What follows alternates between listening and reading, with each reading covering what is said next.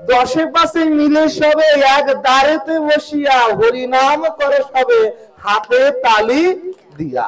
তাহলে মহাপ্রভু বলতো যার যার গুরু তার তার ঘরে দরজা দিয়ে নাম করবে, একটি ফল গ্রহণ করা।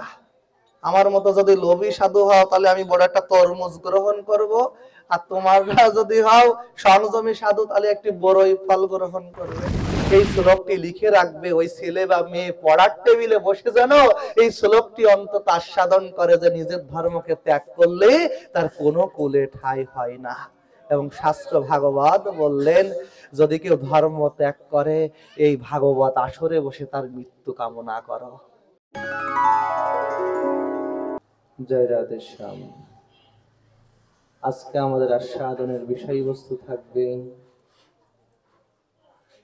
গুরুপদ আশ্রয় করার পরে পরবর্তীতে এই মাদৃশ্য জীবের কর্তব্য কি হয়, গুরুদেবের কাছ থেকে আমাদের কি জানবার বিষয় রয়েছে। আমরা তো দীক্ষাকরণ গুরুকরণ করি বটে, কিন্তু আমার পারমার্থিক পরম পিতার কাছ থেকে আমি সেই প্রশ্নগুলো না করবার ফলে আমার সঠিক মুক্তির পথটি, আলোর দিশাটি আমি দেখতে পাই না।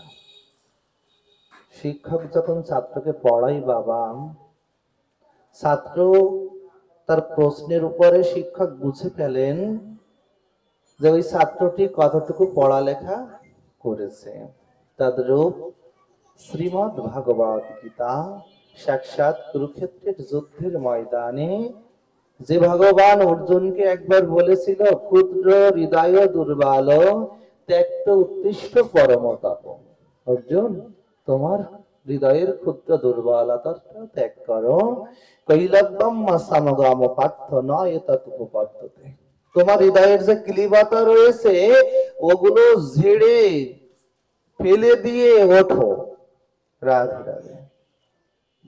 এক পর্যায়ে আমরা গুরুপদ আশ্রয় করেছি, কিন্তু কেন আমাদের মনের মলিনতাটি দূর হলো না? কোন কর্মটি করলে আমাদের সেই মনের মলিনতা দূরীভূত হয়, আমাদের আলো খানিক আসে খানিক যায়। গুরু বন্দনায় বলছি বটে অজ্ঞান তিম্রান্ধস্য, আমার মনের যে আত্মার যে অজ্ঞানতাটা সেটি তুমি দূর করে দাও। কিন্তু এটি খানিক থাকছে খানিক থাকছে না। রাধে রাধে।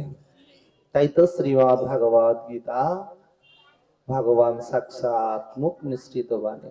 এটি আমি মিথ্যা কথা তোমাদের বলতে আসিনি, তোমাদের আছে জানা।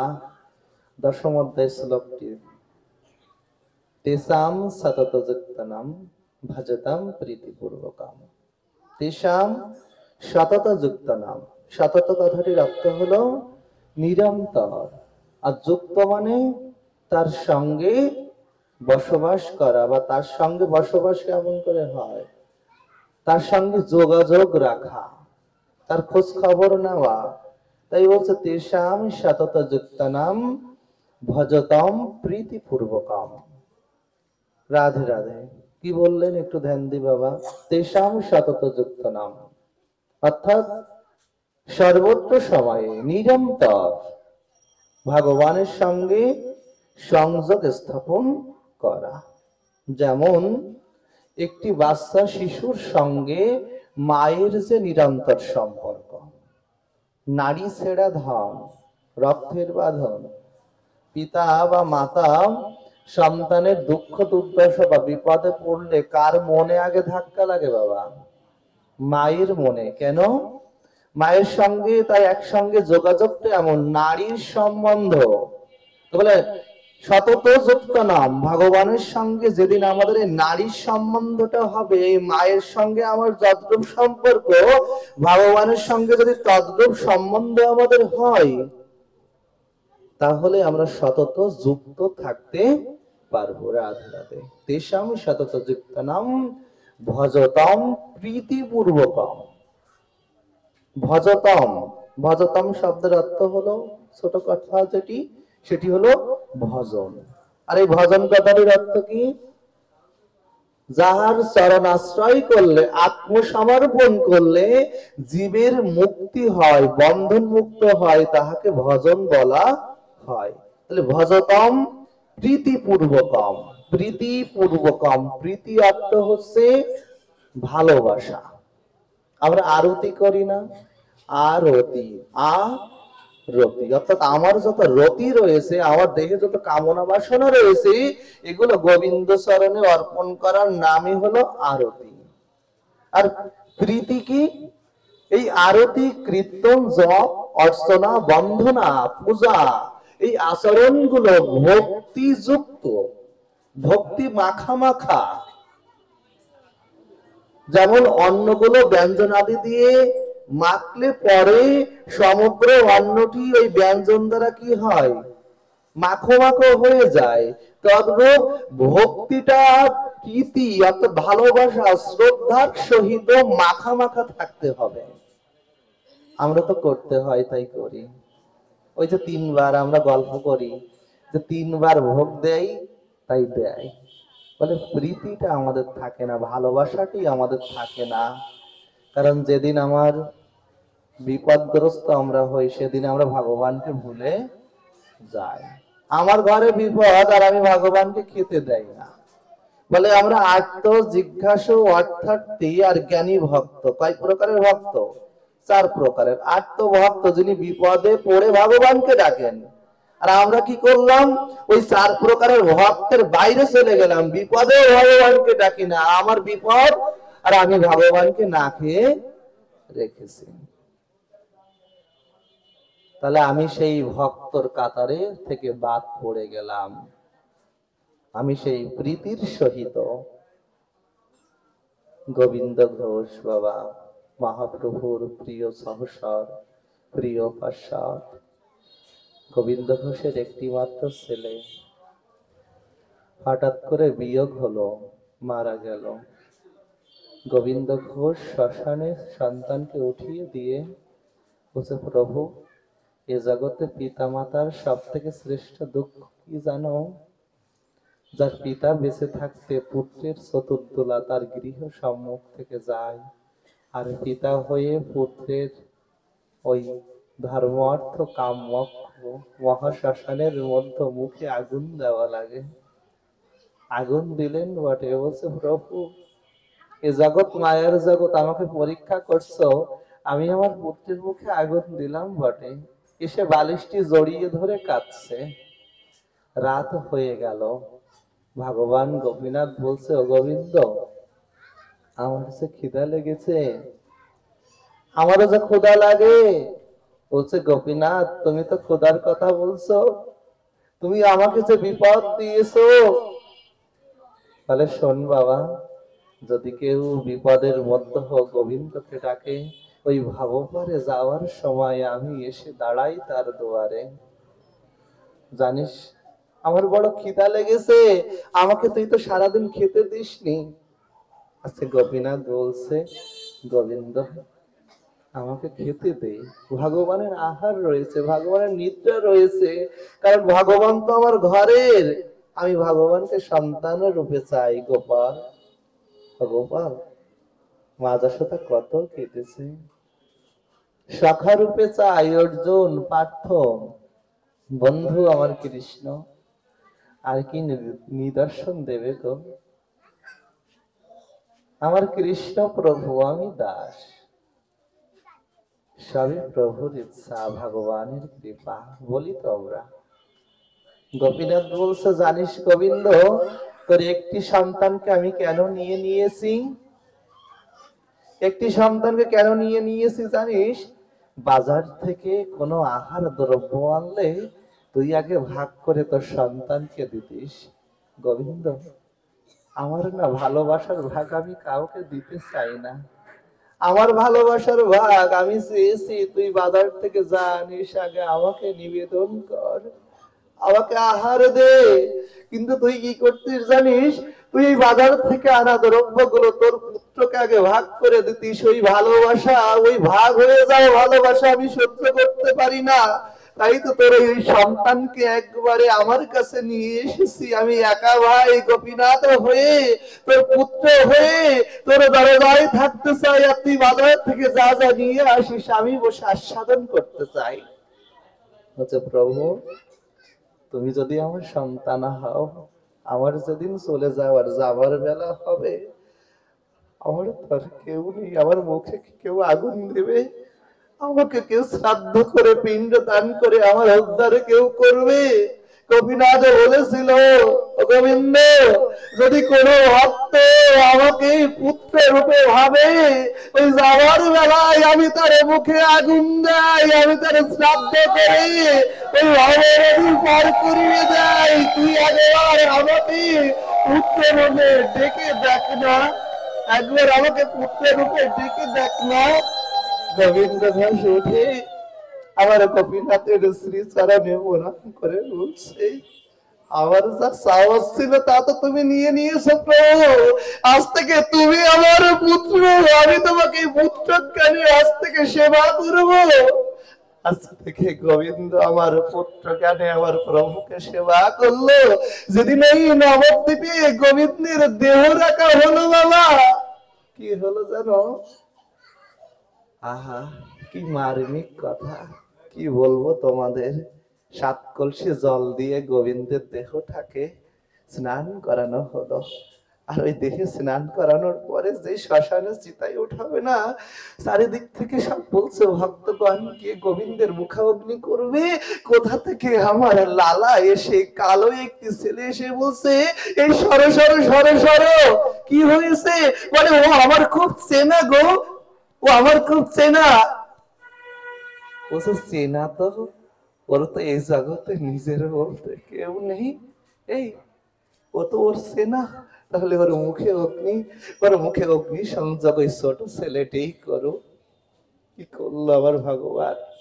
হচ্ছে প্রীতির সহিত যদি কেউ নিজেকে ওই গোবিন্দ চরণে অর্পণ করতে পারে, নিজেকে যদি ওই সরজনী গঙ্গার ঘাটে ওপার এপার না ভেবে ওই ডুব দিয়ে ঝাঁপ দিয়ে গোবিন্দকে যদি গঙ্গা নদীর মধ্যে ডাকে, বলে গোবিন্দ তুমি যেখানে আসো আমার ভয় নেই, আমি ঝাঁপ দিতে পারি ওই গঙ্গায়। আমি আমার দেহখানা বিকিয়ে দিতে পারি তোমার সেবায়।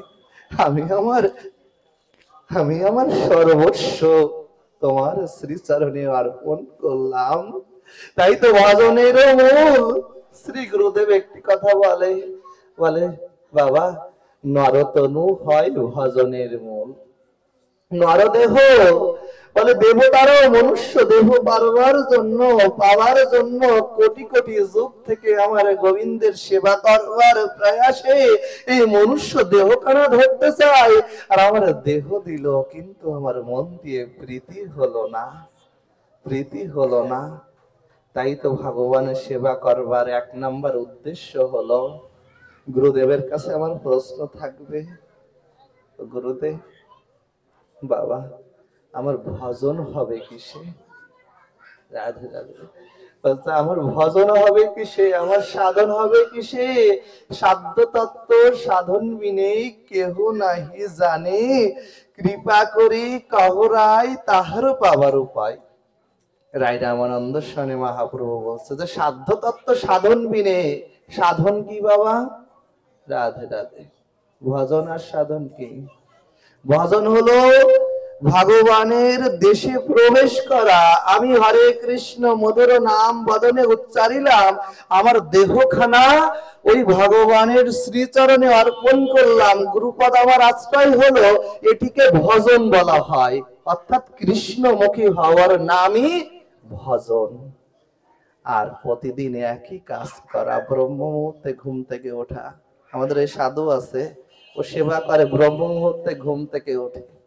প্রতিদিন ব্রহ্ম মুহূর্তে ঘুম থেকে ওঠা, প্রতিদিন ভগবানের সেবা দেওয়া, প্রতিদিন নাম করা, অর্চন করা, বন্ধন করা, এই নিত্য নৈমিত্তিক কাজটাই হলো তেষাম সতত যুক্ত নাম। প্রভু আমি তোমার নিত্য যুক্ত, আমি তোমার সঙ্গে আমার এই শ্বাসে প্রশ্বাসে ওই জপা ঘরের নাম অজপা ঘরেও যেন প্রভু আমি তোমার নাম করতে পারি। আমার যতগুলো শ্বাস প্রশ্বাস আমার নাসার অন্ধ দিয়ে যায়, ততগুলো শ্বাস প্রশ্বাসে আমি কৃষ্ণ কৃষ্ণ কৃষ্ণ বলতে চাই। তুই আমাকে কৃপা করো। জানো আজ খুব হাস্যকর, আমাদের আমাদের ওয়াইফাই লাইন লাগাতে এসেছে আজকে। আমি বলছি ওই ওয়াইফাই লাইনের মধ্যে হরে কৃষ্ণ দাও, স্টার হ্যাশ হরে কৃষ্ণ 2 এরকম একটি বসিয়েছে। তো বলছে যেন ওয়াইফাই পাসওয়ার্ডটা বলতে গেলে আমার হরে কৃষ্ণ না উচ্চারণ হয়, আমার দেহ ঘর থেকে কখনো যেন নাম বন্ধ না হয়। এটি হলো ভজনের প্রক্রিয়া। আমার প্রতিটি কর্মে, প্রতিটি সাধনে, প্রতিটি জায়গায় যেন কৃষ্ণ নাম লিখে দিও। আমি যেদিন যাব চলে তোমাদের ছাড়িয়া, আমার ওই অঙ্গে কৃষ্ণ কৃষ্ণ নাম লিখিও দিয়া সেদিন কাঁদবে। আমার এই দেহ থেকে প্রাণ পাখি চলে গেলে সেদিন কাঁদবে বটে, হয়তো পুত্র কন্যা ক্ষণিকের জন্য কাঁদবে। গ্রামবাসী বলবে ওই দেখ বাসি মরা হয়ে রয়েছে। কেউ এসে সেদিনই বলবে ও রেড সিগন্যাল বেজে গিয়েছে। সেদিন সিগন্যালটি লেখা হবে সাদা কাগজে রক্ত লাল রঙিন করে, হরে কৃষ্ণ কৃষ্ণ কৃষ্ণ হরে হরে, হরে রাম রাম রাম হরে হরে। আর রাস্তা দিয়ে চতুর্দোলাই নিয়ে যাওয়ার সময় ওই দাঁড়ে দাঁড়ে ঘাটি বসিয়ে যাবে, ওহে মন একেবারে মধুর কৃষ্ণ কৃষ্ণ বল দেখিয়ে দেখিয়ে দিয়ে যাবে। তুমি আমি দেখবো বটে, হাসি বটে, আমরা ওই দেখ ফিলাক উঠছে, ওই দেখ পতাকা টাঙিয়েছি, কৃষ্ণের নাম কি সঙ্গে গেল। বলে যাবার বেলায় যে গেল সে তো চলে গেল, আর যাবার বেলায় আমাদের দর্শন দিয়ে গেল। নাম ছাড়া কলি যুগে গতি নাহি আর, নাম ভজ নাম চিন্ত নাম করো সার। রাধে রাধে। তাই তো ভজতম প্রীতিপূর্বকম। আর এই একসঙ্গে ভজনের জগতে একই কাজ বারবার করার নামই হলো সাধন। সাধনায় সর্বসিদ্ধি হয়, সাধনায় সর্বসিদ্ধি হয়। তাই তো আমার নরোত্তম দাস ঠাকুর প্রেম ভক্তি চন্দ্রিকার কথা, যুগল চরণয়তি পরম সুন্দরবতী, রতি প্রেম ভৌক প্রাবিন্দে। রাধে রাধে। কৃষ্ণ নাম রাধা নাম উপাসনা রসধাম, চরণে পড়িয়া পরমানন্দে। রাধে রাধে। নরোত্তম দাস ঠাকুরের কথা, যে নরোত্তম ভজনের ঘরে এমন ভাবে প্রকাশ করেছিল, এমন ভজন আর কেউ করেনি গো। নরোত্তমের মাথায় বাবা পোকা হয়ে গিয়েছে, পোকটি মাটিতে উপড়ি খেয়ে পড়ে, আর বককে তুলে বলছে ওহে জীব, তুমি তো আমার দেহের রস খেয়ে বেঁচে আছো, আমার এই দেহখানা তো আমার নয়, তাই তুমি আমার মস্তকে উঠে বসো। একই জীবে দয়া, একই নামে রুচি, একই বৈষ্ণব সেবন। আমরাও তো দেখেছি বাবা। রোহিদাস ঋষির কথা সবাই জানো না? রোহিদাস ঋষি তার এক ভক্তর সঙ্গে বলছে, শোন ও বাবা, তুমি প্রতিদিন 2টো করে জুতা কেন তৈরি করো? বলে আমি কেন 2টো জুতা তৈরি করি জানিস? একটি জুতা বিক্রি করে আমার সেবা হয়, আর একটি জুতা বিক্রি করে আমার গোবিন্দের সেবা হয়। বলছে যেদিন বর্ষাকালে চামড়া শুকাতে পারো না, সেদিন তুমি কিভাবে তোমার আহার হয়? কিভাবে তোমার আহার হয়? রোহিদাস বলেছিল আজকে একটি জুতো যদি তৈরি করার সময় আমি জুতার পিছনে দেই, তাহলে আমার নামে বিঘ্ন হবে, আমার নাম কম হয়ে যাবে, আমার প্রভুর সেবা কম হবে। তাই তো আমি এই 2টো জুতাই তৈরি করে, যেদিন থেকে আমার গৃহে বৈষ্ণবের সেবা বন্ধ হয়ে যাবে, যেদিন আমার আহার বন্ধ হয়ে যাবে, সেদিন আমি কি আহার করি জানিস? সেদিন আমি আহার করি হরে কৃষ্ণ মধুর নাম। ওই নাম আহার করলে হৃদয়ের ক্ষুধা নিবারণ হয়, ওই নাম আহার করলে আত্মার ক্ষুধা নিবারণ হয়। জনম জনম তারে আর কখনো ক্ষুধা লাগে না বাবা। তাই তো স্বয়ং রাধারানী উদ্ধবকে বলেছিল, ওহে ভ্রমর, ভ্রমর গীতে ভাগবতে 10ম স্কন্ধে উদ্ধবকে বলেছিল, ওহে ভ্রমর, যেখানে ভ্রমর কোথায় বসে জানো, যেখানে মধু আছে সেখানে ভ্রমরও বসিয়া থাকে। শোনো শোনো ভ্রমর, যেখানে হরে কৃষ্ণ মধুর নাম হয় সেখানে যারা ভ্রমরের মতো উড়িয়া উড়িয়া যায়, এ জগতে জানবি তারাই শ্রেষ্ঠ ভক্ত হয়। রাধে রাধে।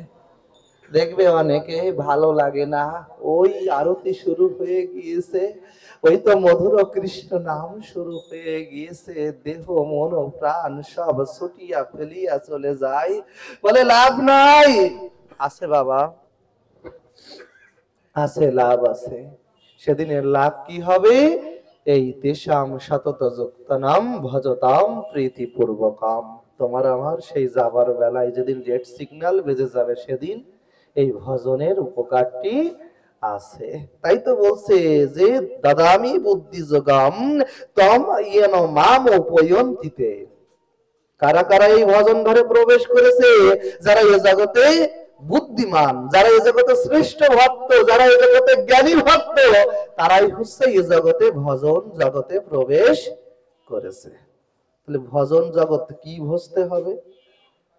গুরুদেব বলেছে না, হ্যাঁ, তুলসী বন্দনায় গাইতো বাবা, মোরে অভিলাষ বিলাস কুঞ্জে দিও বাস। হ্যাঁ, মোরে অভিলাষ বিলাস কুঞ্জে দিও বাস। তাহলে আমার ভজন ঘরটি কি? বিলাস মঞ্চ। রাধে রাধে। গিয়ে গেলাম বটে, মোরে অভিলাষ বিলাস কুঞ্জে দিও বাস। তাহলে আমার ভজন ঘরটি কি হবে? বিলাস মঞ্চ। সেই বিলাস মঞ্চ কি? ভগবানের সঙ্গে একটি রসে আমাদের সম্পর্ক হয়, সেটি হলো শ্রেষ্ঠ রস, বলা হয় গোপী রস বা মধুর রস। এই মধুর রসে ভজন আমাদের বর্তমান সময়ে একজন ভজনানন্দী মহাপুরুষ শ্রীমৎ আচার্য বিবেকানন্দ গোস্বামী, তার যে ভজনশীল, তিনি গোপী বেশে ভজন করতেন, দেখেছেন তো আপনারা? শাখা, হ্যাঁ, সিঁদুর পরে, বলে নিজেকে গোপী বেশে প্রস্তুত করে মধুর ভাবে, হে গোবিন্দ আমি তোমাকে সখী বেশে সেবা দিলাম, তুমি এই বিলাস মঞ্চে রাস মঞ্চে 3 কোটি রাস তত্ত্বের মধ্যে তুমি যেভাবে সাজবে, আমি যেন তোমার ওই আলিঙ্গন পাই, তোমার ওই চরণ পাই, তোমাকে আলিঙ্গন করে মধুর রসে ভজন করতে পারি। এই তো রস, এই তো ভজনের আনুকূল্যতা। এই পরিপ্রেক্ষিতে এই নরোত্তমের কথাটি বলছে, যুগল চরণবতী পরম সুন্দরবতী। আমার ভজনের বিষয় হবে কি? ভজন গান হলো যুগল মঞ্চ, রসতত্ত্ব বা রাস মঞ্চ, কিন্তু আমার ভজন হবে কি? যুগল চরণবতী পরম সুন্দরবতী। যুগল চরণ কি? অতি সুন্দর। রতি প্রেমা হৌক পুরা বৃন্দে। বৃন্দ কথাটির অর্থ কি? আচ্ছা, একটি পুষ্পের যেমন বিন্দ দল থাকে বাবা, এই বিন্দ দলগুলো কোথায় লুকিয়ে রয়েছে? এর শীর্ষদয় একটি পুষ্পের যেমন শীর্ষ প্রান্তে। রাধে রাধে। বলছে এই বিন্দ দল, এটি পরমানন্দ পুরা বিন্দ, এই প্রতি শীর্ষে শীর্ষে যেমন এই পাপড়িগুলো যেমন শিষ্যের সঙ্গে যুক্ত রয়েছে, আমরা ভজন করে প্রবেশ করলে একমাত্র ঈশ্বর পরম কৃষ্ণ সচ্চিদানন্দ বিগ্রহ, ওই ভগবানের সঙ্গে আমাদের এই শিষ্য দেশ, আমার এই আত্মার আত্মা, আমার হৃদয়খানা যদি যুক্ত না থাকে, তাহলেই আমার ভজন থেকে আমি সরে আসি। তাহলে কখন আমি সরে আসি? যখন আমার মধ্যে কামনার দরজা খুলে যায়। বলছে ঠাকুর ঘরে কে? আমার এই দেহ ঘরের মধ্যে কি ঠাকুর ঘর। এই ঠাকুর ঘরে মন্দিরটাকে সাজাতে হয় কি দিয়ে বাবা? বিবাহ হলে, আজকে বিবাহ বার্ষিক, অন্নপ্রাশন, নাম সংকীর্তন, প্রত্যেক জায়গায় কি পুষ্প দিয়ে সাজানো হয় না? তা আমার দেহখানাকেও পুষ্প দিয়ে সাজাতে হয়, পুষ্প দিয়ে মনোরম সুন্দর সজ্জনা।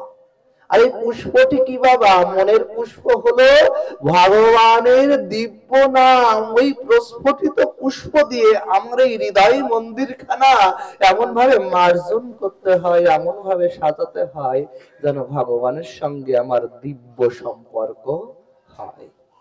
আমাদের সাতক্ষীরার বিল্লমঙ্গল দাস দাদাজি মহারাজ, তার মুখ পানে শুনেছিলাম তিনি বলেছিলেন অর্জুনের রথের সম্মুখে বাবা কয়টি ঘোড়া থাকে? রাধে রাধে, 6টি ঘোড়া থাকে। জয় রাধে। 4টি ছবি দেওয়া আছে। তো তিনি বলছেন যে যখন অর্জুনকে ভগবান দিব্য গীতা ভাগবতের বাণীগুলো বললেন, সর্ব উপনিষদকে দহন করে বললেন যা মুখান্তরতে আমার মুক্তির পন্থা, তখন কি ওই 6টি ঘোড়া কি শ্রবণ করেনি? রাধে রাধে। তিনি বর্ণনা করছেন যে ওই 6টি ঘোড়া তখন ভগবানের দিক থেকে বিমুখ ছিল, ওরা পাশ্চাৎ দেশ দিয়ে ভগবানের দিকে ছিল। বলে যার মুক্তি গোবিন্দ চরণে না থাকে, যার মুক্তি ভগবত চরণে উন্মিলিত না থাকে, তার কখনো ভগবত শ্রবণ হয় না। এই জন্য সম্মুখে বসতে হয়। রাধে রাধে। আমরা বলছি শুনছি তো, কারণ হাতে কাম মুখে নাম, বলে হাতে কর্ম করতে হবে, কিন্তু মুক্তির দিশারি উচ্চ কুলে জন্মে যদি কৃষ্ণ নাহি ভজে, বৃথা তার কুল ধর্ম রৌরবেতে মজে। আমার জন্ম উচ্চ কুলে হলো, হ্যাঁ আমি ভজনশীল, আমি সাধু, কিন্তু ব্যাসাসনে বসে যে কথাটি বলা হয়, এই কথাটি হলো জীবনের উঁচুতম কথা। তাই তো বেদব্যাস মুনি এই আসনটাকে উঁচু করে গেলেন। আর এই উঁচুতম স্থানের কথাটি আস্বাদন করতে হলে ভগবানের মুখোমুখি হলে প্রেমটি যেমন বিগলিত হয়। রাধে রাধে। যখন বিবাহ হয় বাবা, শুভ দৃষ্টি হয়, মনে আছে তো মায়েদের? কেমন করে তাকিয়েছিলে? হ্যাঁ, এখন তো একটাও স্বীকার করবে না। হ্যাঁ, তো বলছে মুখে মুখে থাকলে পরে প্রেমটি বেশি হয়। আমরা ভজন গায়ে প্রবেশ করতে পারিনি। হ্যাঁ, ঠাকুমার নাতি গিয়েছে ভাগবত পাঠ শুনতে। ভাগবত মহারাজ বলছে এই প্রতিদিন গুরু সেবা করবে। রাধে রাধে। ঠাকুমা বলছে দূর দূর বাবা, কি কোমরে ব্যথা গো, ভাগবতটা শোনা লাগবে না, চল ওই বটতলার এরকম করে টান টান হয়ে শীতেই যেমন শুলে টান টান হয়ে যায় না। সেদিন একজন বলতেছে দেখ শীতে চাটা গোসাই যাচ্ছে, শীতে যেমন টান টান হয়ে শুয়ে থাকে, ওই এদিকে ভাগবত হচ্ছে আর ঠাকুর মাঝে শীতের মতো টান টান হয়ে শুয়ে রয়েছে। নাতি বসে বসে ভাগবত আস্বাদন করছে। মহারাজ বলছে গুরু সেবা, ওর মন তো এদিকে নেই। অনন্য চিন্তায়ং যে জনং মাং পর্যুপস্সায়তে তেষাং নিত্য বিযুক্তানাং যোগক্ষেমং মাহম মাহম।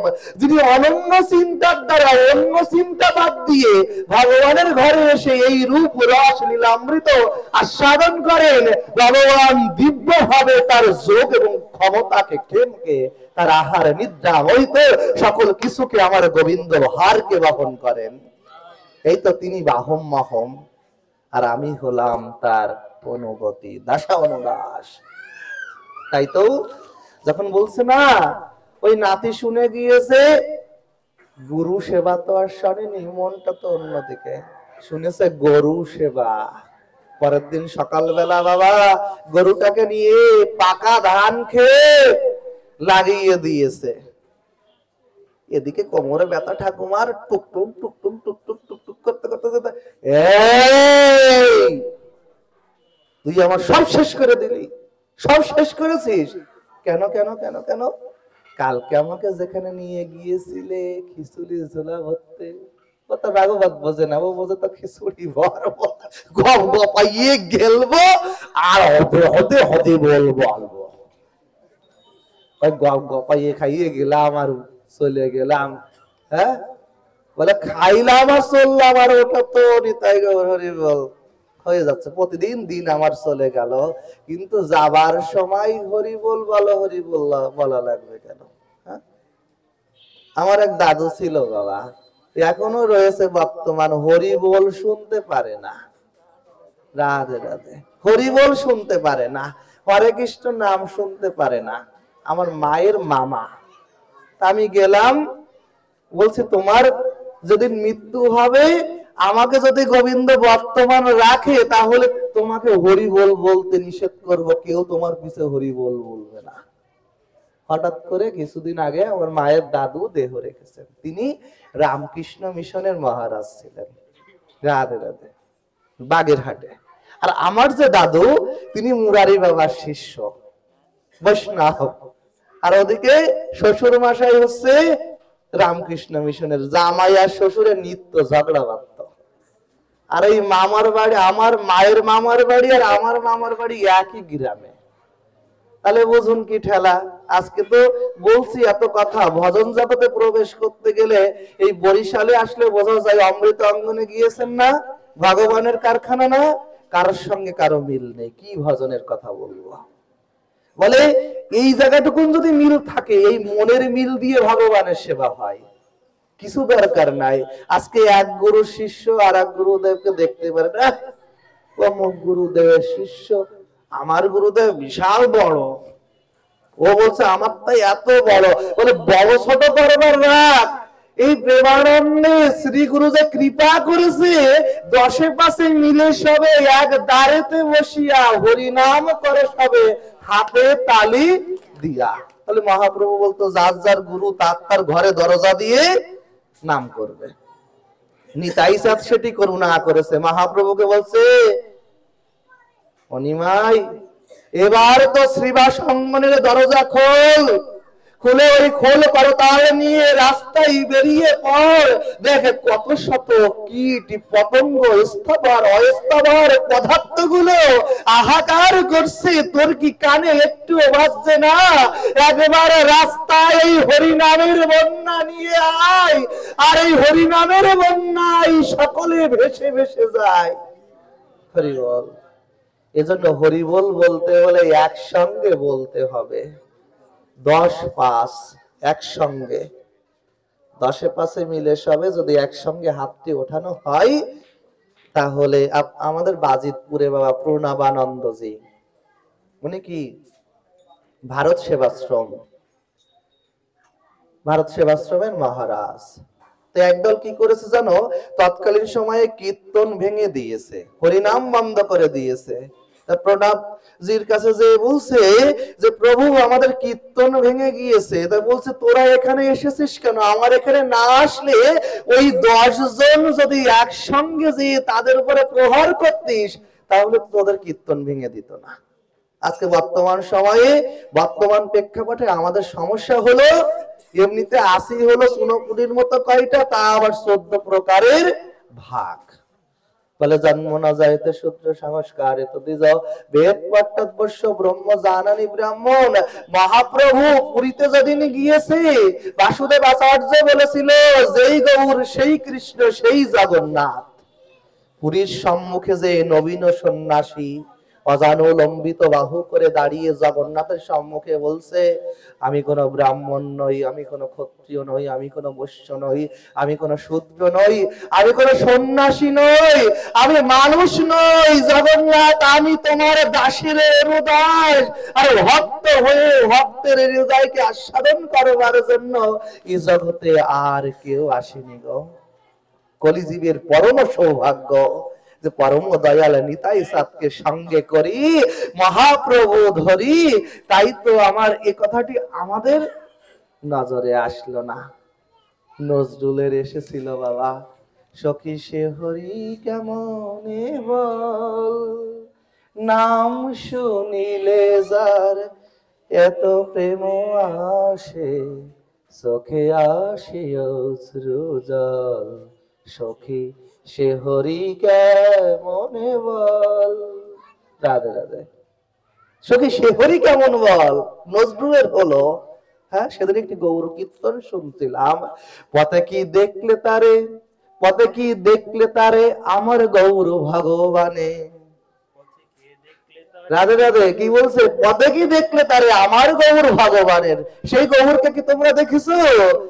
হ্যাঁ, যারে কোল দাই না যাওয়া, কোল দেয় সে ডেকে তারে। রাধে রাধে। কি অপরূপ ভাব জগতের কথা। পথে কি সেই গৌরকে দেখেছো যাকে কোল দেওয়া যায় না, তিনি ডেকে কোল দেয়। এটি হলো ভক্তের অপ্রাকৃত প্রেম। বলে নবীন সন্ন্যাসী সে, রূপ তারে পাগল করে, আখিরো ঝিনুক তার অবিরল ঝরছে ঝরে। বলছে নবীন সন্ন্যাসী কিন্তু আখিরো ঝিনুকও। রাধে রাধে। ঝিনুকে কয়টা মুক্তা থাকে বাবা? 5টি 6টি 7টি, বলে আখিরও ঝিনুক থেকে মুক্তা ঝরে। নজরুল তুলনা করলেন, বলছে এই আখিখানা যেন গৌরের মুক্তার মতো, ঝিনুকের মতো, আর ঝিনুক থেকে মুক্তাগুলো ক্ষয়ে ক্ষয়ে পড়ছে। কি মুক্তা বের হলো? গৌর আমার দেখালো না, প্রেম দিয়ে গেল তো হরি নামের বন্যায় দু আখি ঝরিয়া যে পড়ছে, ওই আখির ওই জলকণা গুলোকে নজরুল মুক্তার সঙ্গে তুলনা করেছে। দেখিনি তো? দেখেছে কি? না না, চৈতন্য চরিতামৃত পড়েছে, চৈতন্য ভাগবত আস্বাদন করেছে, ওই আঙ্গিকে নজরুল আমার গৌরকে বলছে আখিতে যেন মুক্তা ঝরে। আর আমি গৌর দেশের মানুষ, গৌর আমার ভগবান, আমি গৌরকে চিনতে পারলাম না, এটা আমার ব্যর্থতা। তাই তো বলছে যে ভজন জগতে প্রবেশ করতে হলে ভজনের ঘর হলো বিলাস মঞ্চ, আর ভজনের জায়গা হলো রাধা কৃষ্ণের যুগল চরণ। রাধে রাধে। কি বলে? রাধা কৃষ্ণের যুগল চরণ হচ্ছে আমার ভজনের ঘর। নরোত্তম দাস ঠাকুর বলছেন, যদি ভজন করতে হয়, ভজন ঘরে প্রকাশ করতে হয়, প্রবেশ করতে হয়, তাহলে রতিকে গোবিন্দ চরণে দান না করলে কখনো প্রবেশ করা যাবে না। এজন্য তো গুরুদেব কি করে বাবা, দেখবে যে গরুটার গলায় দড়ি দেওয়া আছে তার মালিক রয়েছে, রাইট আর রং? রাধে রাধে। গুরুদেব কি করেছে? দীক্ষা নেওয়ার সময় আগে গলায় দড়ি দিয়েছে, দিয়ে মেরে ফেলেছে। কোথায় মারছে? গোবিন্দ চরণে। এতদিন যত রতিমতি তুই তোর দেহ সুখ ভোগের জন্য করেছিস, এবার তোকে মারলাম আমি, এমন মারা মেরেছি, তুই যদি মরতে পারিস জগতে আর এই জায়গা থেকে সরতে পারবি না। তাই তো গলায় কয় পাক তুলসীর মালা দিয়েছিল? 2 পাক বা 3 পাক। গৌড়ীয় বৈষ্ণব মতে, মাধ্যাচার্য সম্প্রদায় মতে বলছে কমপক্ষে 2 পাক তুলসীর মালা গলে পড়তে হবে, আর সর্বস্ব এই নাভি কুণ্ডলের উপর পর্যন্ত। হ্যাঁ, বর্তমানে বাংলাদেশের সুনামধন্য পাঠক, শ্রদ্ধেয় প্রাতঃস্মরণীয় শ্রীমৎ গোপীনাথ দাস বাবাজি মহারাজ, দেখেছেন তো গলায় কত বড় বড় মালা বাবা। ওর একটার মালা দিয়ে কপাল পেঁচাই টাক দিলে নিতাই গৌর হরি বলো হয়ে যাবে। তো বলতে এবার মালা পরো, মালাটা গলায় না পড়তে পারলে হরি বল বলা যাবে না। আজকে দেখছি অনেক বাবারা কপালে উদ্ধপুণ্ড তিলক করেছে, চরণে প্রণাম করে যায়, খুব ভালো লাগছে। এভাবে করে গোবিন্দর জন্য শাস্তে হয়। রাজায় রাধে শ্যাম। তার জন্য ভজনের জায়গা হলো বিলাস মঞ্চ, ভজনের বিষয় হলো রাধা কৃষ্ণের যুগল চরণ। আর কি? কৃষ্ণ নাম, রাধা নাম, উপাসনা, রসধাম, চরণে পড়িয়া পরমানন্দে, আনন্দে পড়তে হবে। আনন্দ না থাকলে বাবা কখনো সেবা হবে না। মনেরও শরণ আগ্র মধুর মধুর ধাম, বিলাস যুগল স্মৃতিস্বর, সাধ্য সাধনে এই আর নাই এই বই। রাধে রাধে। একটু কথাটি ধ্যান দিন। বলছে সাধ্য সাধনে, আমার যত সাধনাধ্যান রয়েছে এই হলো সাধ্য সাধন। কোন বস্তুটি? রাধা কৃষ্ণের যুগল মূরতি। ওই রাধা কৃষ্ণের যুগল মূরতি হলো আমার ভজনের বিষয়।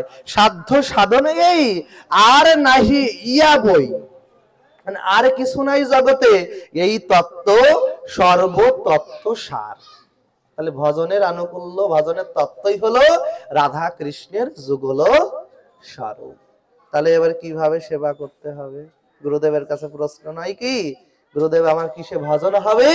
গুরুদেব এবার আমাকে জানালো, যুগল ভজন দিল। হ্যাঁ, রাধা কৃষ্ণ যুগল কিশোর।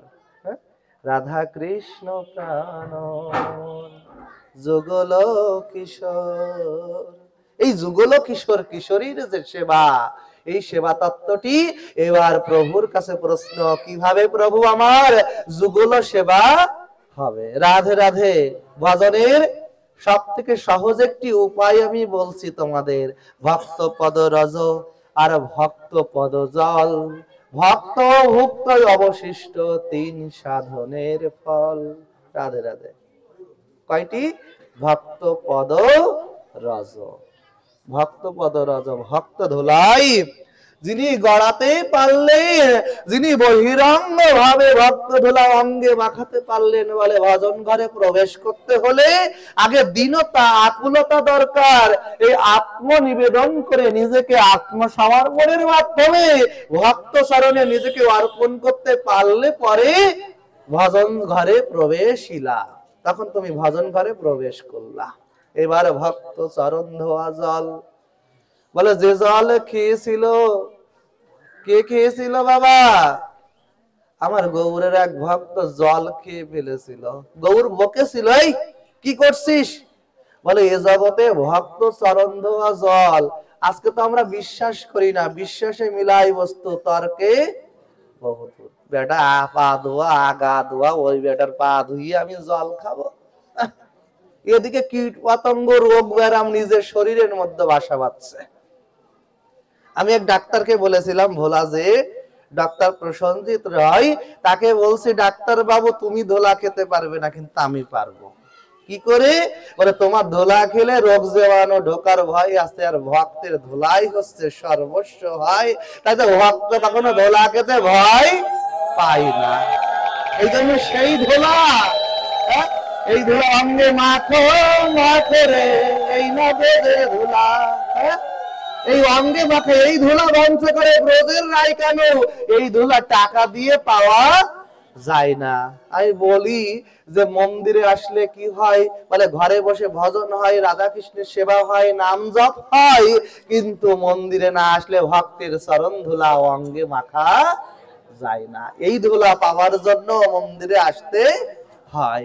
তাই তো ভজন জগতে প্রবেশ করলে, এবার ভজন জগতে সহজ একটি ভজনের বিষয় হলো ভগবানের শ্রী চরণে নিত্য পুষ্পকে চয়ন করা। রাধে রাধে। আর কিছু দরকার না। আমি সেবা জানি না, আমরা ভোগারতিতে গাই না, আমরা সেবা নাহি জানি, সেবা জানে মা রাধা রানী। হ্যাঁ, আমরা সেবা জানি না। হ্যাঁ, আমরা সেবা জানি না, সেবা জানে যশোদা মা, সেবা জানে শচী রানী, তা আমরা সেবা জানি না, কি সেবা দিব তোমাকে? তাই তো গুরুদেব আমাকে নিত্য, আমাদেরকে নিত্য জানাবেন যে কি সেবা।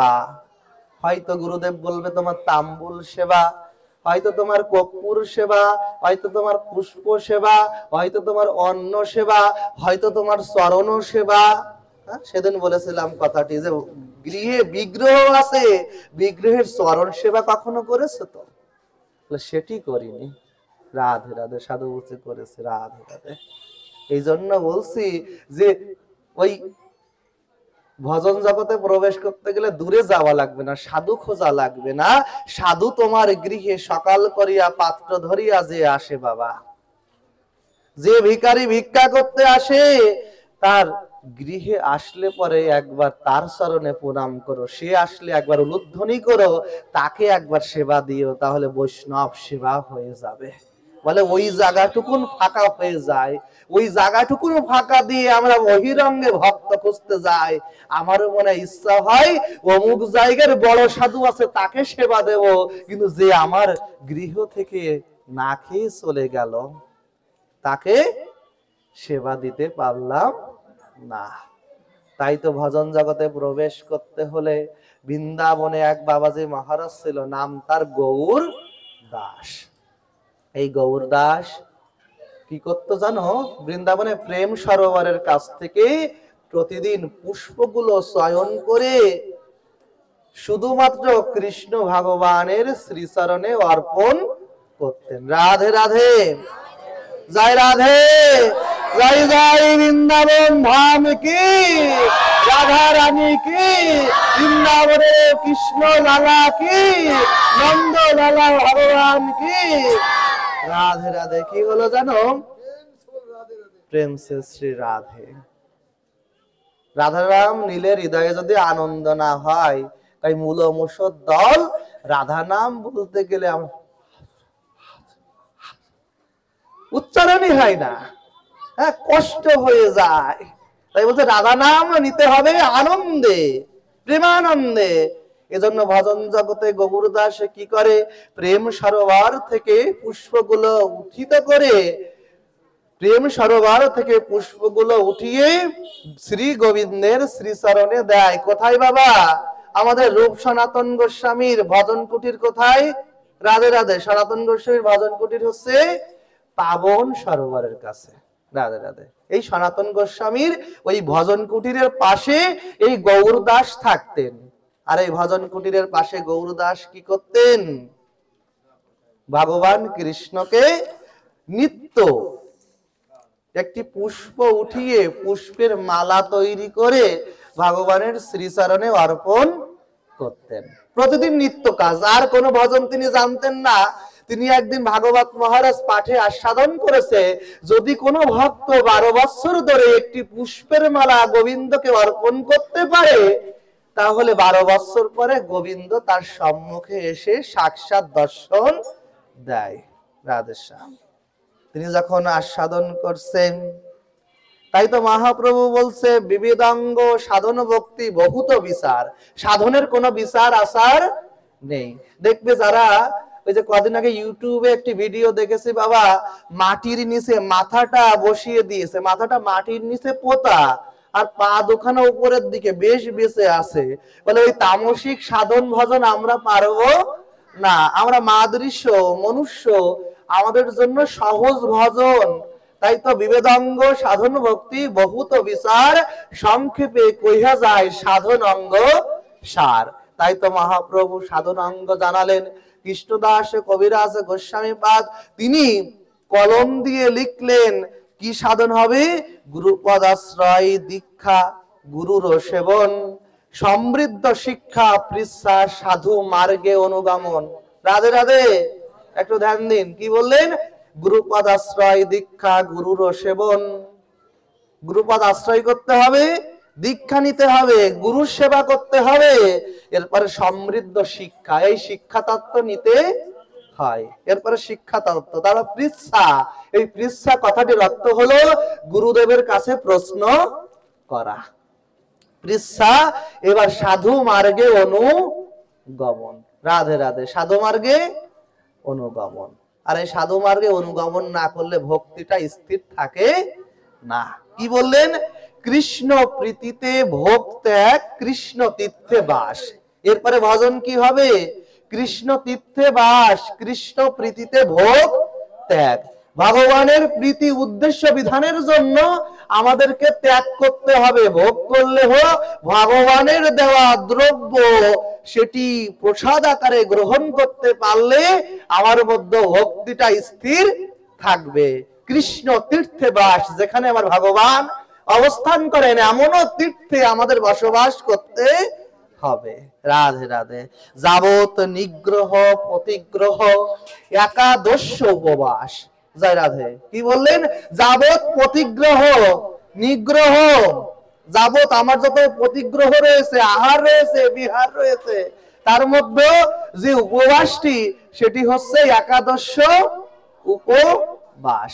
রাধে রাধে। একাদশীটা কি তাহলে? আজকে বর্তমান সময়, আজ থেকে 20 বছর আগেও ছিল না বাবা। হ্যাঁ, আমার এক বাবাজি বলছে তুমি এত একাদশী একাদশী করছো, আমার মা দেখেছি একাদশীর দিন খারইছে না তো বাবা, খারইতে করে মাছ ধুয়েছে, বেশি দিনের কথা নয়। তাহলে আজকে কেন একাদশী করা লাগবে? বলে দেহকে সংযম করার জন্য। একা একা বসে নিজের দোষ ত্রুটি ভুলগুলো ধরার নামই হলো একাদশী। এক দোষী। দোষীকে বলে এমন এমন নয়, নিজের দিকে দেখাও, তুই বেটা নিজে দোষী। এই একা একা নিজের দোষ ত্রুটি ধরার নামই হলো একাদশী, অর্থাৎ সংযম। আর দোষ ত্রুটি যত সংযোজন করা হবে, যত পরিমার্জন করা হবে, সেটিকে সংযম বলা হয়। ব্রহ্মবৈবর্তীয় পুরাণে একাদশীর 3টি নিয়ম বললেন। জয় রাধে। রাধে রাধে। কি বললেন? একাদশীতে আহারের বিষয়। আজকে আমাদের একদল লোক বলছে তোরা একাদশীতে রুটি খাস, রুটি খেলে আটা দোষী হয়। ওটা আর একাদশী হয় না, ওটা হয়ে যায় আটা দোষী। আমরা কি এনেছে এক বাবা রয়েছে, ফোন দিয়ে বলে শিমুল তুমি যে পাঠে বলেছে আটা দোষীর কথা, আজকে আমার মনে আছে, আমি সেই দিন থেকে রুটি খাওয়া বাদ দিছে নিলাম। তা আমি আবার প্রতি উত্তর করি, মুখ তো ভালো না বাবা। ওই ঝুলার মধ্যে তো একটু কম বললেই হয়। কই বাবা কি করব? তাই তো ব্রহ্মবৈবর্ত পুরাণ বললেন একাদশীর 1 নাম্বার সত্য হলো যদি কোনো ভক্ত সকাল থেকে সন্ধ্যা পর্যন্ত নির্জলা উপবাস, সন্ধ্যা থেকে রাত 3য় প্রহর মানে রাত 3টা পর্যন্ত কৃষ্ণ কথা সাধু মার্গে অনুগমন, এরপরে 1 গণ্ডূষ পানীয় জল, 1 গণ্ডূষ জল আস্বাদন করা, শুধু গলাটা ভিজবে, রাধে রাধে। ও বাবা সাধু, একাদশী আমরা পারবো না। তখনও 2 নাম্বার নিয়ম দিলেন। এটাই যদি অসামর্থ্য হয়, 2 নাম্বার নিয়ম হলো সূর্যোদয় থেকে সূর্য অস্তের মধ্যে একটি ফল গ্রহণ করা। আমার মতো যদি লোভী সাধু হও তাহলে আমি বড় একটা তরমুজ গ্রহণ করব, আর তোমরা যদি হও সংযমী সাধু তাহলে একটি বড়ই ফল গ্রহণ করবে। জয় রাধে। তাহলে একটি ফল গ্রহণ করা। ইহাতে অসমর্থ হলে পরে গান্ডি পিণ্ডে ঝোলা ভরে নিতাই গৌর হরি বল বলে। সেটি হলো পঞ্চশস্য বাদ দিয়ে তারপরে প্রসাদ পাওয়া। জয় রাধে। কথাটা একটু ব্যঙ্গ বিদ্রুপ ভাবে বলছি, কারণ এই কথাটি যেন মনে থাকে বাবা। পঞ্চশস্য বাদ দিয়ে ভগবানকে প্রসাদ নিবেদন করে। আমি সব সময় মৎস্য মাংসাদি গ্রহণ করি, কিন্তু একাদশী উপবাস রাখি। তাহলে আগের দিন সংযম পালন করবে, একাদশীর দিন যে প্রসাদ হবে রন্ধন করবে, ওটি ভগবানকে তুলসী পত্র দিয়ে নিবেদন করবে। ভগবান আহারের জন্য, ভক্তের হাতে সেবা করবার জন্য তিনি বসে থাকেন, শুধু দেবার দরকার বাবা। বৃন্দাবনে এক ভক্ত ছিল কৃষ্ণদাস, অন্ধ ভক্ত বাবা। সময় তো কমিয়ে গিয়েছে, কোন দিকে যাব বুঝে ওঠার আগে নিতাই গৌর হরি বল হয়ে যায়। কৃষ্ণদাস সারাদিন ভিক্ষা করে, চোখে দেখতে পায় না। ওই একটি রুটি তৈরি করে, 1 পাশ পুড়ে গেলে আর 1 পাশ উল্টিয়ে দেয়। রাত ওই দুপুর 2টার দিকে ভোগ নিবেদনের পরে গোবিন্দ বসে থাকে। আজকে গোবিন্দ এসে কৃষ্ণদাসের হাতটি ধরে বলছে, কৃষ্ণ ওই রুটির সঙ্গে তো আমাকে একটা কাঁচা লঙ্কাও দিতে পারিস। কৃষ্ণদাস বলছে, গোবিন্দ তোমাকে আমি কিভাবে কাঁচা লঙ্কা দেবো? আমি দরজায় দরজায় ভিক্ষা করে 1 গিলাস 8 গিলাস আটা ময়দা পাই, আমি অন্ধ মানুষ, চোখে দেখি না। প্রতি উত্তর করছে, তোমার কি আমার এই পোড়া রুটি না খেলে হয় না? গোবিন্দ বলছে, কত ভক্ত আমার জন্য রাজলম নিয়ে বসে রয়েছে, আমি তাদের কাছে যাই না। তুই যে ওই রুটিগুলো সেকার সময় 1 পাশ পুড়ে গেলে পোড়া গন্ধ পেয়ে গোবিন্দকে কিভাবে খাওয়াবো বলে কাঁদিস, আর তোর নয়ন থেকে 2 ফোঁটা জল ওই রুটির পরে পড়ে, ওটি যে আর রুটি থাকে না, ওটা তো মহাপ্রসাদ হয়ে যায়। আর ওই মহাপ্রসাদ পাবার জন্য আমি 2টো 3টা পর্যন্ত পরে বসে থাকি, আমি আহার করি না। এই তো ভজন। এই জন্য বলছে পঞ্চশস্য আহার বাদ দিয়ে অন্তত একাদশীর দিন আমাদের সকাল থেকে 3 ঘন্টা বাবা মৌন ব্রত পালন করবে। কারণ আমরা সকালবেলা উঠে কি আহার করব, বলে আহারের জন্য যদি লালসার জন্য আমার এই দেহখানা নিযুক্ত হয়ে যায়, তাহলে সারাদিনের ভজন আনন্দী ওই ভজন পুরুষের ভজনটি নষ্ট হয়ে যায়। তাই কখনো বলবে না ওটা খেলে, তুই ওটা খেলে হচ্ছে না। গোবিন্দ কার হাতে তা খাবে আমরা জানি না। তাই ধরা সবার বাইরে এই জায়গাটুকুন পরিষ্কার করে দেয়, গোবিন্দের কাছে কে কি দিলে, হাজারে বছর ধরে যে চুরি করলো, ওম গোবিন্দায় নমঃ বলে একটি পুষ্প গোবিন্দের চরণে অর্পণ করলো, তো সে গোবিন্দ পেয়ে যাচ্ছে। আর হাজার বছর অযুত কাল ধরে বসে বসে হা কৃষ্ণ হা গোবিন্দ বলছে, কিন্তু গোবিন্দ তার ডাকে সাড়া দেয় না। তাই তো আজকে তো এই গৌরদাস প্রতিদিন পুষ্পগুলো উঠিয়ে উঠিয়ে গোবিন্দ চরণে দেয়। আজকে 12 বছর হয়ে গেল, আজকে দেহটা ক্ষীণ হয়ে গিয়েছে, আজকে দেহে আর জোর নেই বাবা। ওমা আগে যে কর্ম করতে পারতো এখন পারো তো? বলে দেহটা তো স্থায়ী নয়, দেহটা আস্তে আস্তে ক্ষয় হয়ে যায়। আজকে ওই পাবন সরোবরের কাছে বসে আমার ওই গৌরদাস কাঁদছে, আর কি করছে জানো? আজকে পায়খানা প্রস্রাবের মতো শুয়ে রয়েছে। 12 বছর পুত্রার একটা দিন বাকি রয়েছে, কাঁদছে আর গোবিন্দকে বলছে, ও গোবিন্দ আজকে শেষ দিন, আমি যদি পুষ্পগুলো উঠিয়ে তোমার গলায় একটি পুষ্পের মালা অর্পণ না করতে পারি, তাহলে আমার তো এই জগতের ভজনও নষ্ট হবে, সাধনও নষ্ট হয়ে যাবে। গোবিন্দ তুমি কৃপা করে আমাকে একটু উঠবার শক্তি দাও। আমাকে একটু উঠবার শক্তি দাও। অনাথ রাধে রাধে গোবিন্দ সর্বকারণ, তিনি করুণাময়, তিনি আসেন বলে তো আমি আসি। আমি ঘুমালে তিনি জেগে থাকেন আর বলে বাবা ঘুমা, আমি তোর মাথায় হাত বুলিয়ে দেয়। তিনি আমাকে করুণা করেন। আজকে করুণা করলেন।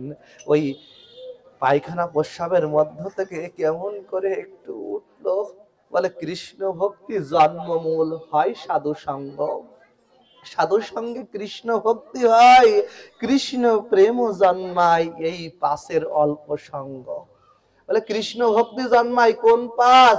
বলে সাধু সঙ্গ, নাম সংকীর্তন, ভাগবত শ্রবণ, মথুরা বা বৃন্দাবনে বাস, আর শ্রীমূর্তির শ্রদ্ধায় সেবা। রাধে রাধে। পাঁচটা আবার একটু বলে ধ্যান দাও বাবা। বলছে সাধু সঙ্গ, নাম সংকীর্তন, ভাগবত সেবা বা শ্রবণ, মথুরা বা বৃন্দাবনে বাস, আর শ্রী বিগ্রহকে শ্রদ্ধার সহিত সেবা। মাটির মূর্তি নয় তো, সাক্ষাৎ ব্রজেন্দ্র নন্দন ভগবান। তুমি মাটির মূর্তি নাও, তুমি আমার ভগবান। ও ভগবান, যদি কেউ তুমি হই তোমার ওই মাটির মূর্তি কেউ ভেঙে দেয়, বলে ও গোবিন্দ, তুমি যে আমার মনের মধ্যে এমন ভাবে যুগল রূপে এসে সজ্জিত হয়েছো, যদি কোন সার হেসে তোমার ওই মূর্তিকে ভেঙেও দেয়, আমি আমার হৃদয় মন্দিরে যে গোবিন্দ ভগবানকে রেখেছি, আমি ওই রাধা মাধবের দাস হয়ে আমার এই মন দিয়ে তোমার চরণে অর্পণ করলাম। আজকে গৌরদাস কাঁদছে, বলছে গোবিন্দ গো, 12 বছর ধরে শুনেছিলাম যদি কেউ পুষ্পের মালা দেয় গোবিন্দ তার সম্মুখে আসে, তুমি কৃপা করে আমাকে শক্তি দাও। শক্তি দিলেন বাবা। কি শক্তি হলো জানো? গোবিন্দ শক্তি দিলেন। গৌরদাস উঠে দাঁড়ালেন। উঠে দাঁড়িয়ে আজকে চোখে দেখতে পাই না, আজকে চলতে পারে না, হামাগুড়ি দিতে দিতে একটি পুষ্প বৃক্ষের গোড়ায় যে দাঁড়িয়েছে। আজকে পুষ্প বৃক্ষটি বলছে বৈষ্ণব এসেছে, মাথাটা নুইয়েছে, বলছে আমার বৃক্ষ জানো হয়েছে, ওই গোবিন্দ চরণে আমার যাওয়ার ক্ষমতা নাই।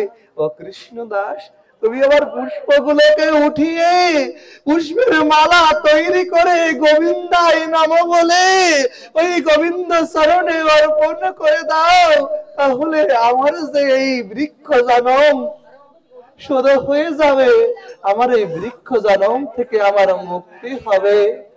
রাধে রাধে। বৃক্ষ জনম থেকে আমার মুক্তি হবে। আজকে কি হলো জানো? করুণাময়ের অপার করুণা। রাধে রাধে। করুণাময়ের অপার করুণা। তাই কৃষ্ণদাস যখন বৃক্ষ তলে গিয়েছে, বৃক্ষের মাথাটুকু আজকে নুয়াইয়া বৈষ্ণব চরণে পড়েছে। বলে বৈষ্ণব চরণে যে না নুয়ায় মাথা, তার কেটে পড়ে মাথা ওই নরকের কুণ্ডের পরে। বলে বৈষ্ণব দেখিলে যে মাথা নত না করে, প্রণাম না করে, ব্রাহ্মণ দেখিলে যে প্রণাম না করে, তার মাথাটি কেটে পড়ে যায়, তার মস্তকটি নোয়াতে হয় আগে বৈষ্ণব চরণে। আর ওই বৈষ্ণবের কৃপা হলে পরে আমার গোবিন্দের কৃপা হয়। তাই তো আজকে কৃষ্ণদাস কি করেছে জানো? আমার কৃষ্ণদাস আজকে যখন পুষ্পের মালাটি গোবিন্দের গলদেশে বনমালা করে ঝলমল, ওই ঝলমল ভাবে দেখতে আমার গোবিন্দ তো সুন্দর হয় গো। আরে গোবিন্দ সুন্দর, আমার গোবিন্দ ভগবান সুন্দর। তাই আজকে গৌরদাস মালাটি গাছে, বলছে চোখে দেখতে পাই না, আজকে নজরে নজরে মালাটি গেঁথে যায়। আজকে সুস লাগছে না বাবা, আজকে মালাটি পুষ্প পুষ্প যেই চয়ন করেছেন, আর একে একে ভক্তি গন্ধে মালা গেঁথে যায়। আজকে ভক্তির গন্ধের মালা। আর এই দুই পুষ্প একসঙ্গে ভক্তি যুক্ত হলে পরে মালাটি তৈরি করে আমার কৃষ্ণ দাস গোবিন্দের গলায় দিল, কিন্তু গোবিন্দ ভগবান আসলো না। কৃষ্ণদাসের রাগ হয়ে গেল, বলছে আমি আমার দেহ রাখবো না, আমি আত্মহত্যা করব, আমি আত্মহত্যা করব। আজকে কি করলো জানো? আমি আত্মহত্যা করব বলেছে না। আজকে কৃষ্ণ ভগবানের একটু মস্তক নড়ে উঠেছে। গোবিন্দ কি করেছে জানো? বলছে আত্মহত্যা করবি? মনের মধ্যে দিব্য জ্যোতি আনন্দ জ্বালিয়েছে, দিব্য জ্যোতি আলো জ্বালিয়েছে। গৌরদাস মনে মনে চিন্তা করছে না না, আমি আত্মহত্যা করব না, শুনেছি আত্মহত্যা মহাপাপ। ওমা, তোমার ঘরের মেয়েকে সন্তানকে শেখাও আজকে আমাদের বরিশাল বিশ্ববিদ্যালয়ে বাবা রাধে রাধে কদিন আগে হলের মধ্যে একটি মেয়ে গলায় দড়ি দিয়ে মারা গিয়েছে। তার মা বাবা তো পাঠিয়েছিল কত স্বপ্ন নিয়ে, এই স্বপ্নগুলো যেন অঙ্কুরে বিনষ্ট না হয়ে যায়। অন্তত তোমার ওই পুত্র বা কন্যা যখন আহার করবে কৃপা করে বলবে, জানিস গীতা ভগবান বলেছে স্বধর্মে নিধনং শ্রেহ পরধর্ম ভয়াবহ। নিজের ধর্মকে ত্যাগ করে কখনো ধর্ম হয় না। যে পিতামাতা তোমাকে আমাকে জন্ম দিল সেই পিতামাতাকে ছেড়ে এ জগতে কিসের ধর্ম গো? তাই তো প্রত্যেকের পড়ার টেবিলে যেন শ্রীমদ ভাগবত গীতা ৩য় অধ্যায় ৩৫ নম্বর শ্লোকটি স্বধর্মে নিধনং শ্রেয় পরধর্ম ভয়াবহ, এই শ্লোকটি লিখে রাখবে। ওই ছেলে বা মেয়ে পড়ার টেবিলে বসে যেন এই শ্লোকটি অন্তত আস্বাদন করে যে নিজের ধর্মকে ত্যাগ করলে তার কোনো কুলে ঠাঁই হয় না।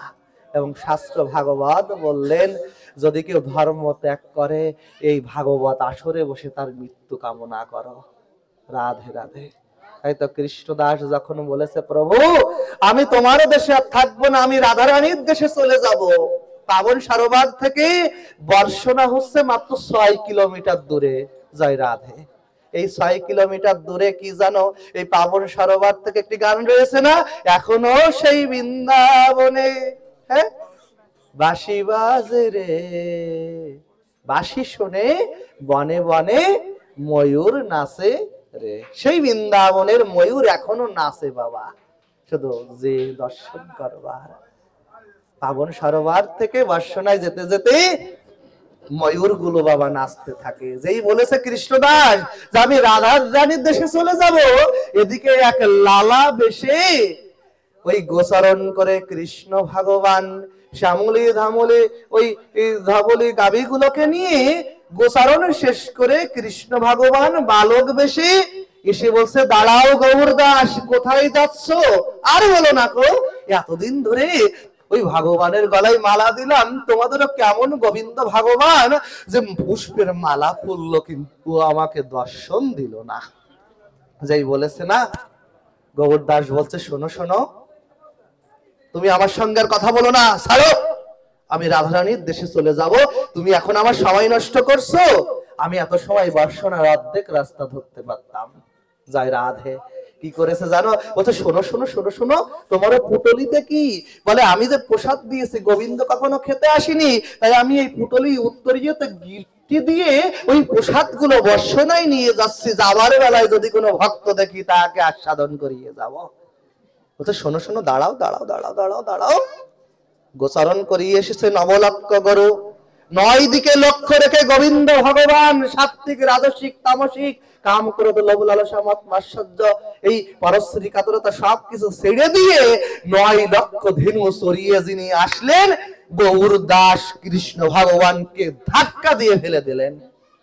ভগবানকে ধাক্কা দিলেন, যে ধাক্কা দিয়ে ফেলে দিয়েছে না, ভগবানের এই কোমরে দেখছেন একটি বাঁশি গোজা। রাধে রাধে। আর বুঝতে বাকি থাকলো না, বলছে কে তুমি? সত্য করে বলো কে তুমি? সত্য করে বলো কে তুমি? বলে আমি আর কেউ নই, দেখবে? তাহলে দেখো সেই অনন্ত রূপ, অনেক বাহুদার বক্র নিত্যাঙ্গ পশ্যামি তাং, অনেক রাহু মুখ স্বরূপ সেই বজ্র ভূতের যিনি ঈশ্বর কৃষ্ণ ভগবান। বলে শান্ত কারণাং ভুজগ শয়নাং পদ্ম নাবনাং সুরেশ্বরম বন্দে অহম শ্রী বিষ্ণুম শ্রী বিষ্ণুম শ্রী বিষ্ণুম। সেই শান্তকার। বলে ভগবানের সঙ্গে আমার তফাৎ হলো, আমার গৃহে সর্প গেলে আমি 1 মাস গৃহে যেতে পারি না, আর ভগবান সর্পের উপর শাহিত। তাই বলছে শান্তকার।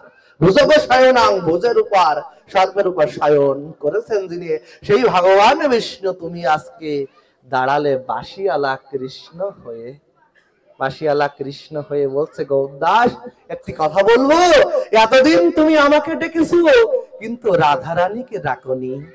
বিনা রাধা প্রসাদেন না মম প্রসাদ বিদ্যতে, যেজন্য রাধারানীর নাম উচ্চারণ না করে গোবিন্দ তাকে দেখা দেয় না। রাধে রাধে, জয় জয় শ্রী রাধে, রাধে শ্যাম। তাই তো সনত কুমারের সংহিতায় বলা হচ্ছে রা শব্দ উচ্চারণ স্ফৃত ভবতি মাধব। যখন রা কে উচ্চারণ করে মাধব কি করে, তার দিকে ধাপিত হওয়ার জন্য স্থির হয়ে যায়, আর ধা শব্দ উচ্চারিত তাৎসদৃশ সম্ভ্রম, যে ধা উচ্চারণ করে গোবিন্দ ভগবান তার পিছে পিছে ধাপিত হয়। সেই রাধে রাধে রাধা রানীর দেশে গেলেন, রাধা রানীর ভজন অনুকূলে আমার গৌরদাস রাধা রানীর দেশে বসে ভজন করলেন এবং রাধা রানীর যুগল পদ আস্বাদন করলেন। জয় রাধে।